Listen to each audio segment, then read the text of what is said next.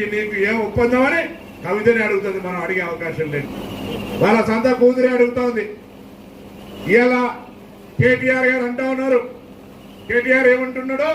కాళేశ్వరంలో బాంబులు పెట్టినని. మీరు కూడా వచ్చి కొంతమంది అన్నాడు భయనం కాళేశ్వరంలో బాంబులు పెట్టినట్టుండేనా అన్నాడు. వాళ్ళ ప్రభుత్వంలో అటువంటి పరిస్థితి ఉండేనా? ఇలా కేటీఆర్ అడుగుతున్నట్టుగా కాళేశ్వరంలో గల బాంబులు పెట్టినట్టయితే కేటీఆర్ మాటను ఒక పిటిషన్ గా తీసుకొని నేను గౌరవ ముఖ్యమంత్రి గారిని కోరుతా ఉన్నా, సిబిఐ విచారణ చేయించండి, లేదా ఇతర ఏ ఏజెన్సీతో విచారణ చేయించి.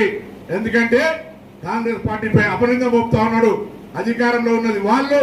ప్రాజెక్టులు నిర్మించడం విఫలమైతే ఆ చెడ్డ పేరు కాంగ్రెస్ తెచ్చే ప్రయత్నం చేస్తున్నారు.